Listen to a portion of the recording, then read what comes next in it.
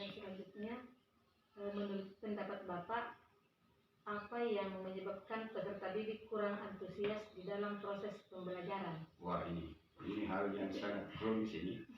Biasanya seperti itu. Kalau peserta didik kurang antusias, pastilah banyak faktor. Pertama, yang sangat istilahnya yang sangat umum itu dari bisa disebut bawaan gurunya. Ya, bawaan gurunya ini banyak. Bisa dari kemampuannya guru itu dalam membawakan materi, bisa juga dari penampilannya, kemudian bisa juga dari metodenya.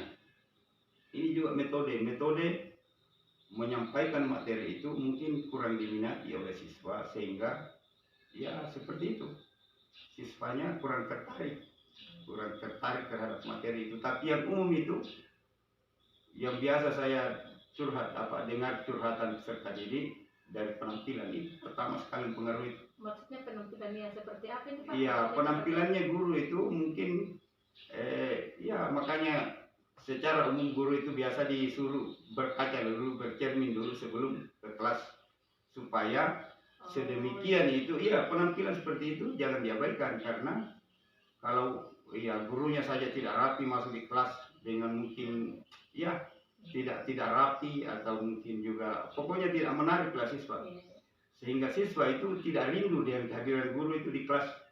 Tapi kalau penampilannya selalu apik, bagus, kemudian cara kebiasaan menyapa siswa itu bagus, pasti siswa akan antusias itu. Iya, seperti itu. Kemudian metode juga penting itu. Metode.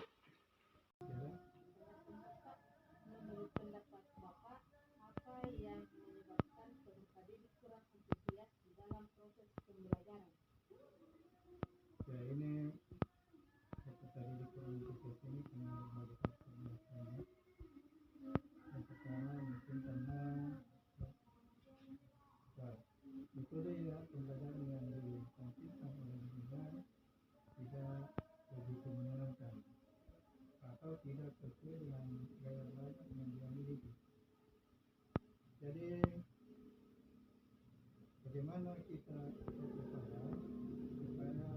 kita itu senantiasa antusias dengan mengikuti pembelajaran yang kita bawakan, yaitu dengan menggunakan metode yang variasi, metode yang menyenangkan, dan bagaimana membangkitkan motivasi peserta didik untuk senantiasa ingin memahami, ingin menguasai apa yang kita sampaikan.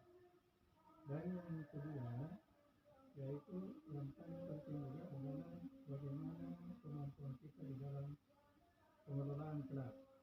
Nah, kaitannya dengan pengelolaan kelas ini termasuk juga di dalamnya adalah bagaimana menempatkan anak-anak kita, bagaimana menempatkan peserta didik kita sesuai dengan hasil identifikasi pada hasil asesmen kognitif, sesuai dengan gaya belajar masing-masing.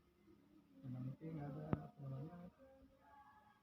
bagaimana kita ketahui ada 3 gaya belajar, ada yang sifatnya visual, ada yang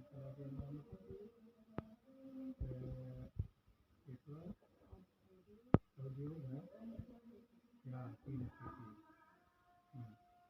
Ada yang mungkin ada yang bermasalah pada pendengaran, ada yang bermasalah pada penglihatan, ada yang sebenarnya selalu goyang, selalu mau jalan, selalu mau menjalan.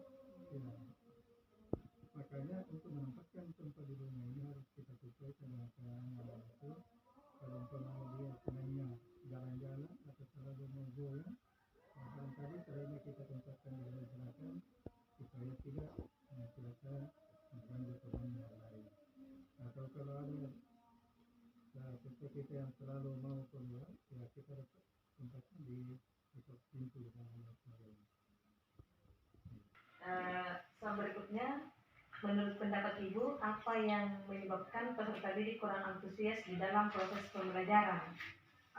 Kurang antusias. Yang pertama tentu tidak tertarik dengan mata pelajaran, tidak tertarik dengan pelajaran kita. kemudian pendekatan kita yang salah terhadap cara atau metode kita dalam menyampaikan itu yang membuat mereka